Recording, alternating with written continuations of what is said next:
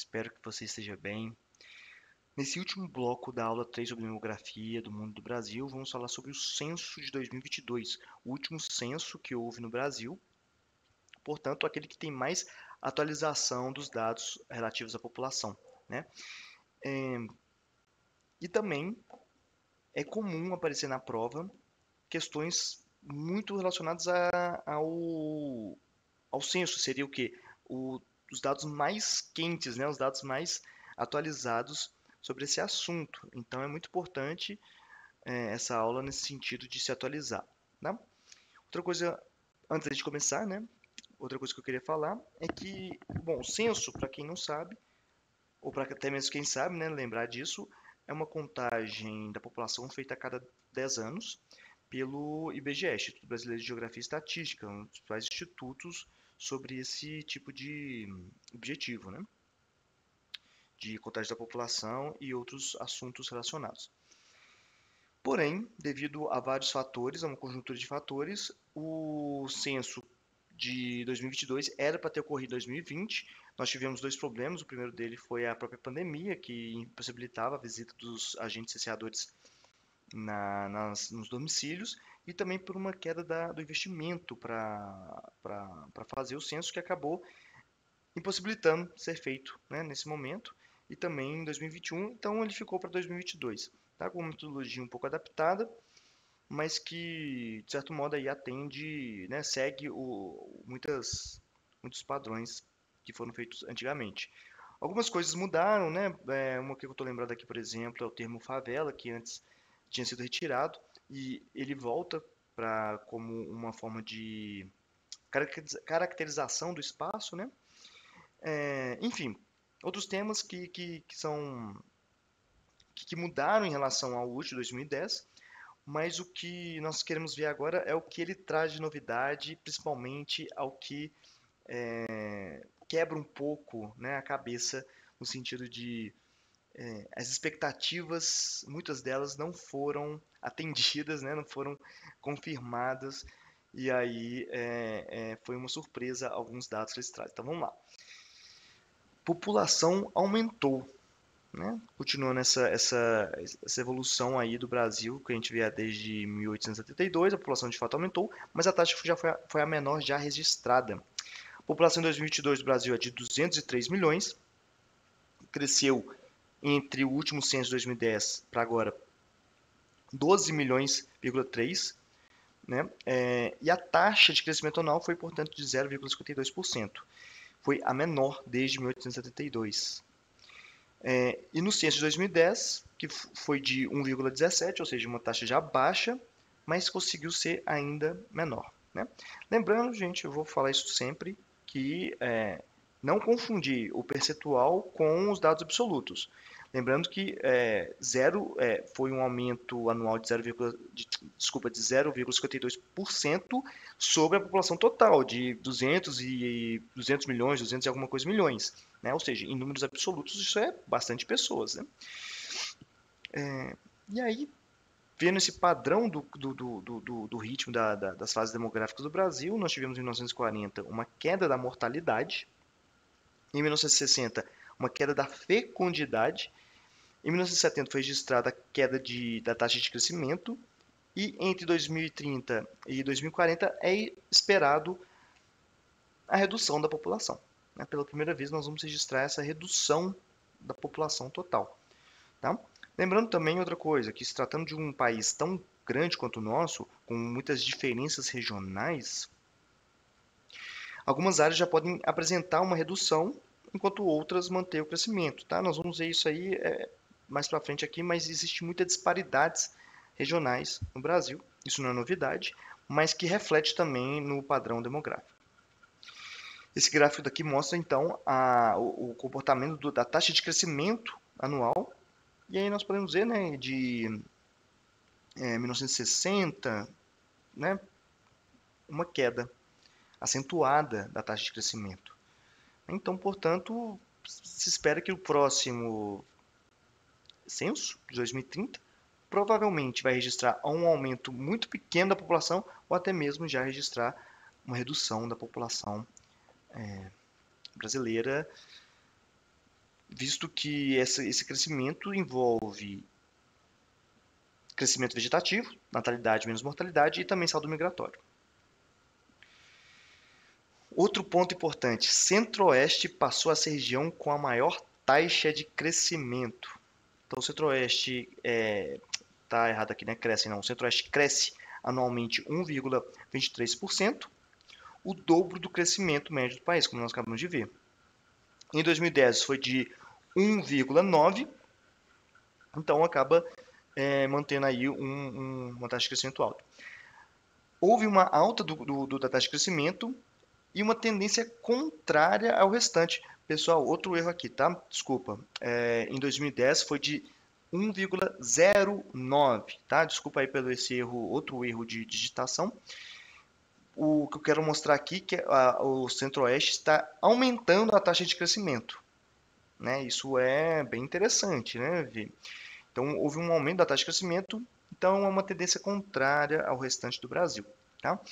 Em 2010 e 2010, o Norte liderava esse crescimento anual. Em 2010 foi de 2,09, em 2022 de 0,75. Né? Ou seja, o Norte, que é o que mais apresentava esse crescimento em 2010, mostrou que entre um censo e outro houve uma redução do crescimento anual. Né? Senador Canedo é uma cidade da região metropolitana de Goiânia e teve o crescimento de 84,3%, sendo a cidade com mais de 100 mil habitantes que mais cresceu no Brasil. Inclusive aqui, ó, embaixo de mim, nós temos duas imagens de satélite.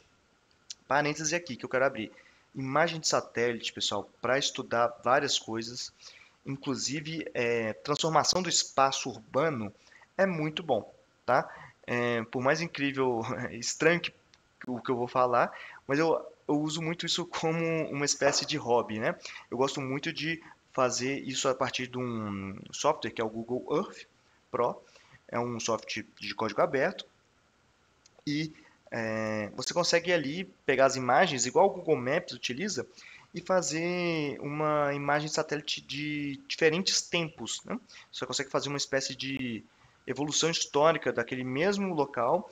Então vai depender do zoom e do local ali para saber se vai ter mais imagens antigas e na qualidade, se ela também está sendo atualizada. Mas olha só que legal. Então, assim, quero dizer, fica a dica, né, para caso alguém queira fazer esse tipo de teste, porque é interessante para ver o que foi mudando ao longo do tempo. É uma ferramenta incrível para isso.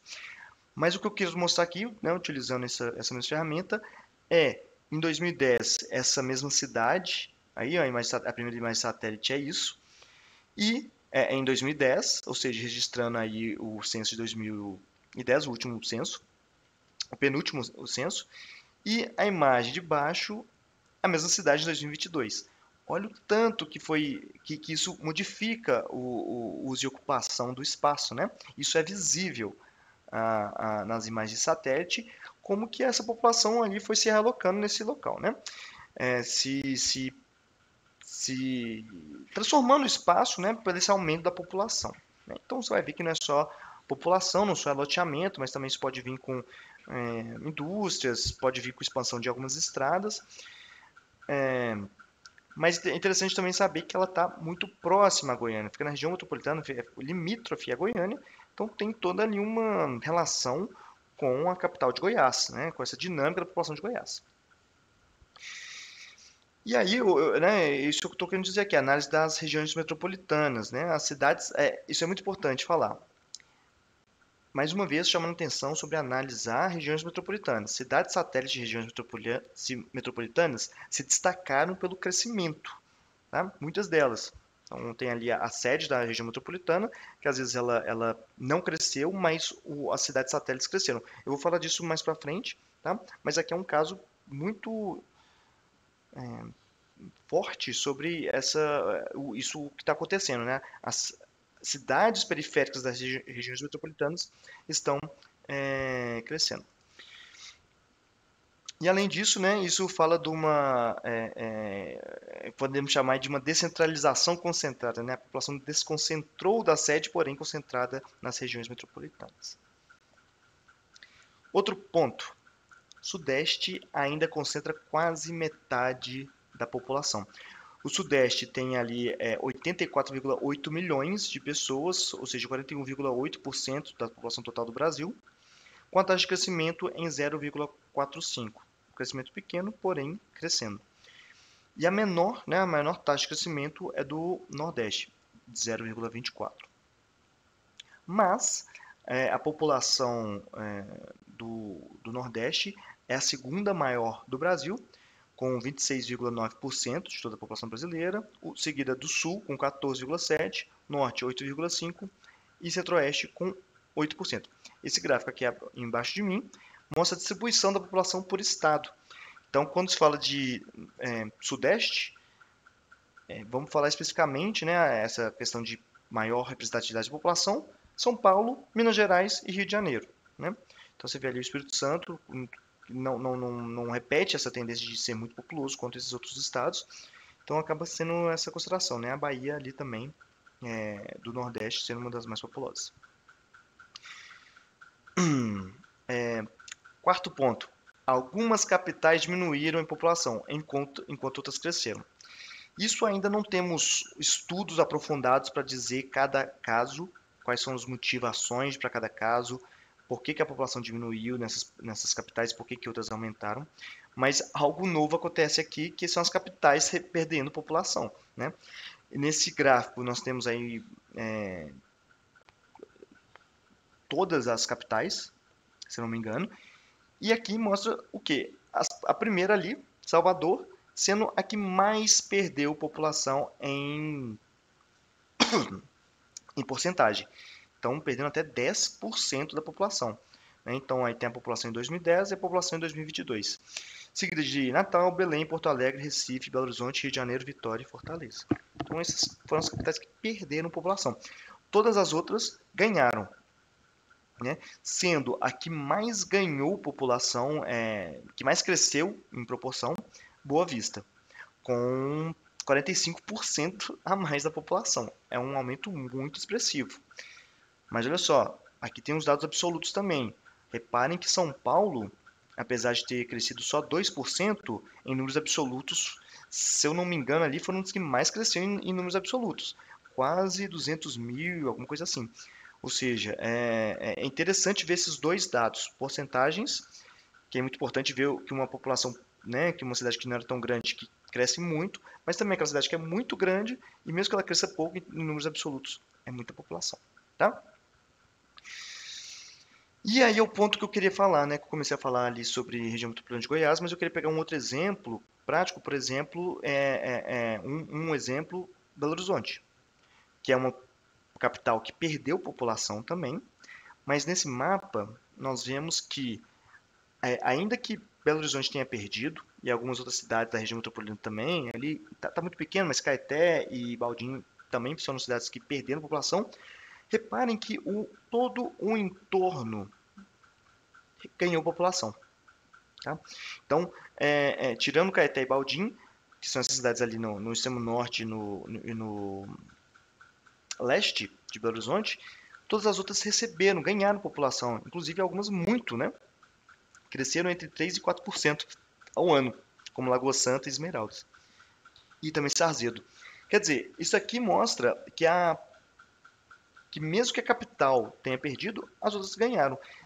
Ainda não tem estudo suficiente para dizer se essas pessoas saíram e migraram para esses locais, e aí dando sequência a esse processo de periferização, como diz o Observatório das Metrópoles, né? Isso aí é um estudo que sugere essa periferização.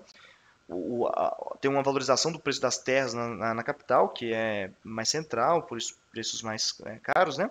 Então as pessoas passam para outros locais. No caso de Lagoa Santa, também pode ser pessoas com renda mais alta vão para condomínios para lá. Enfim, não se sabe, né, ao certo o motivo de cada capital, mas há essas hipóteses, tá bom? Que pode ser, na verdade, só uma distribuição da população na região metropolitana. Então, cuidado com isso, não se deixe enganar pensando que todo esse local se perdeu população. Não, pode ser só uma movimentação local. 5. Número de moradores por domicílio diminuiu. ou seja, a densidade domiciliar, moradores por lá. Em 2000 era de 3,76, em 2022, 2,79. Então, né, a média de pessoas por domicílio está aí entre 2 e 3, né? Por região, a norte é que mais tem pessoas, 3,3, isso dados de 2022, né? Nordeste, 2,9, Centro-Oeste, 2,78, Sudeste, 2,69 e o Sul com a menor taxa, né? Com a menor densidade domiciliar, com 2,64. E, ao mesmo tempo, nós temos um outro dado que o número de domicílios no Brasil aumentou 34%, sendo São Paulo a cidade que mais teve aumento desses domicílios. Ganhou mais de 400 mil apartamentos em 12 anos. Inclusive, espera-se nos próximos anos um aumento ainda maior desse número de domicílios. Isso revela também algo muito interessante que nós vamos explorar melhor, ali falando sobre estrutura urbana do Brasil, né, a geografia urbana do Brasil, relativo ao mercado de imóveis no Brasil, né? A gente vai ter que falar muito sobre esse assunto, mas aqui já dá esse gostinho, né, da gente ver o que os dados de 2022 estão trazendo. Inclusive, olha só esse outro gráfico. Retrato dos lares brasileiros, né? O número de domicílios de uso ocasional cresceu 70%. Daqueles 34%, 70% foi de uso ocasional. O que isso significa? Olha só, o número de domicílios total cresceu ali, né? 34%, como eu disse. Mas olha só, entre os domicílios não ocupados entre 2010 e 2022, o número de apartamentos vagos saltou 87%. Apartamentos vagos, né, que não teve ali uma atribuição direta de uso, né, se atribuiu ali um uso imediato, são vagos. E uso ocasional, que seria aqueles apartamentos que não são a primeira moradia da pessoa, mas estão ali para outro motivo, cresceu 70%. Né? Isso daí é um dado muito importante, muito interessante para a gente explorar quando a gente for falar sobre geografia urbana. Mas voltando aqui, outro ponto. A rede de esgoto alcança 62,5% da população, mas as desigualdades regionais e por cor e raça persistem. Então, antes de falar isso, vamos lembrar o que é saneamento básico. Saneamento básico é água, né, tratada, encanada em casa, coleta de resíduos. Essa coleta de resíduos não significa ser uma coleta seletiva, pode ser simplesmente coleta, né? Ou seja, o morador não precisa de queimar ou ele mesmo levar para um local, né? Tem um serviço de coleta. O esgoto, aí esse esgoto, nós vamos falar daqui a pouco melhor sobre isso, mas o esgoto deve ser coletado por rede pública ou por fossa séptica. Esses dois tipos de destinação, né, para o esgoto são considerados como saneamento básico. Isso nós devemos, né, entender a realidade espaciais de cada local, uma vez que em centros urbanos a coleta de esgoto é quase que necessária devido à densidade populacional, que não suportaria fossas sépticas, né? Não que isso não exista, mas eu falo, né, o saneamento básico em uma cidade com prédios e casas muito juntas precisam de uma coleta para uma destinação mais adequada. Mas em áreas rurais, coletar esgoto para levar até um ponto, uma destinação igual uma zona urbana, pode ser muito inviável. Então a fossa séptica é entendido como uma destinação mais adequada, né? E por fim, dentro desse conjunto de saneamento básico, tem a drenagem pluvial. Isso naquele local existe pavimentação da rua, isso faz parte de uma drenagem pluvial. Tem boca de lobo, que pode coletar água para que não ficar aquela corredeira passando por cima e causando certos tipos de enchentes, né? Isso também é um tipo de tratamento da água pluvial. Então, isso daqui, esse conjunto de coisas que a gente chama de saneamento básico. E agora, vamos ver o seguinte, aí tem uma diferença que eu falei para vocês, né, sobre a forma de tratamento do esgoto. Em 2000, a rede coletora de esgoto, os domicílios que tinham rede coletora, era 44%. Em 2010, 52%. Em 2022, 62%. Podemos ver aí um aumento até contínuo, né, dessa expansão da rede coletora no Brasil, o que indica ali, possivelmente, uma hora chega ali no 100%, né? Nesse ritmo vai demorar bastante, fazendo um cálculo aqui rápido, não vai ser em 2022, é 2032, 2040, bom, falta ainda mais aí uns bons anos, boas décadas para frente para chegar à totalidade, se não tiver nenhum tipo de acelerar, né, esse processo. Mas olha só, o que eu quero mostrar para vocês é o seguinte, rede coletora. Só que se considerar rede coletora mais fossa séptica, ou seja, os domicílios que têm rede coletora mais aqueles domicílios que têm fossa séptica, esse número aumenta, passando de 59% em 2000, 64% em 2010 e 75% em 2022. Por que é importante ver esse dado? Porque alguns domicílios, pode ser que eles não vão ter, de fato, uma rede coletora, visto o que eu acabei de falar, sobre a realidade espacial do local, né? Que ou não se faz necessário, ou né, que a fossa séptica já atende muito bem, tá bom? Outro dado, 2.386 municípios brasileiros apresentaram menos da metade da população com coleta de esgoto. Isso é um dado muito alarmante, né? Não sei aqui de cor, mas o Brasil tem algo em torno de 5 mil e alguma coisa de municípios, ou seja, quase metade dos municípios brasileiros, é, é, 50% menos de 50% da população tem coleta de esgoto. Isso é um dado muito alarmante. São Paulo, agora falando sobre lixo, coleta de lixo. São Paulo teve o maior percentual da população de domicílios com coleta de lixo, 99%, quase totalidade.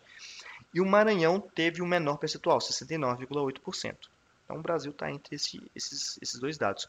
Só que interessante também, Maranhão é o que mais apresentou aumento da cobertura, né? Aumentou a cobertura, o que mais aumentou a cobertura de coleta de lixo entre 2010 e 2022, 16%. Ou seja, tem aí bastante investimento nesse sentido, né? E outro ponto muito interessante que fala aí sobre saneamento básico é que há uma diferença entre raças, né? Há uma restrição ao acesso ao saneamento básico entre jovens pardos, negros e indígenas. Esqueci de colocar aqui mais negros e indígenas também, tá bom? Mostrando aí que há uma desigualdade racial também quando se trata de saneamento básico. E aqui, para a gente finalizar a aula, um mapa que mostra a existência ou não de banheiros nos domicílios. Em 2010, esse mapa era assim, ó. Quanto mais marrom, menos a cobertura de banheiros, mais ausência de banheiros ou sanitários no município. Tá? Esse mapa aqui é por município e no conjunto todo daí o Brasil. Então você vê que essa ausência de banheiros ou sanitários está muito concentrada no interior do Nordeste e no extremo noroeste da Amazônia, né? E que, né, pegando ali a faixa do norte de Minas até o Nordeste, tudo ali tem maior ausência.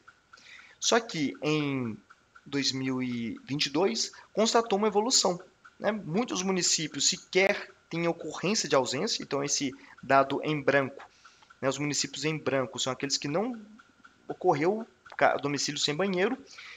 Ainda, né, tem alguns municípios, aquele ali no norte, na extremo nordeste do Brasil, se não me engano é São Gabriel da Cachoeira, continua com muita ausência de banheiros ou sanitários. Ainda reproduz, né, essa concentração de ausência de banheiro no interior do Nordeste, mas que há uma melhora quase que geral nesse sentido, né, relativo ao saneamento básico no Brasil. Gente, tem muitos dados interessantes sobre o censo, vale depois... e o que acontece? Ao longo né, desses próximos meses, provavelmente vai ser lançados novos estudos, porque são dados que foram liberados em 2023. Então, direto e reto aparece aí mais um estudo falando que, olha só, outro dado apareceu aqui interessante, porque é isso. O IBGE libera esses dados, são dados públicos, e aí depende dos pesquisadores fazerem esse tipo de análise, né? Então, pode ser que até o final do ano apareçam novos dados, né? Análises, mas esses daqui eu acho que são muito importantes, porque eles falam sobre uma realidade, né, do Brasil bem interessante, quebrando inclusive estimativas, tá? Como a gente viu, o crescimento do Brasil foi muito pequeno, foi o menor registrado, e com certeza a pandemia teve um papel nisso, né, para acelerar o processo de, inclusive, envelhecimento do país. Só que ainda não tem um estudo aprofundado para falar sobre esse assunto, então fiquem ligados, pode ser que apareça a qualquer momento mais estudos, tá bom? Pessoal, a aula sobre demografia do mundo e do Brasil é essa. Demografia é um assunto muito importante, então não fiquem com dúvidas a respeito de nada que foi dito aqui e também procurem essas informações ao longo do tempo que foram liberadas, tá bom? Também tem um bloco aí sobre questões, nós vamos falar sobre umas questões bem assim diversificadas sobre o assunto, tá? Então não deixem também de ver esse bloco, tá bom? Um abraço e até lá.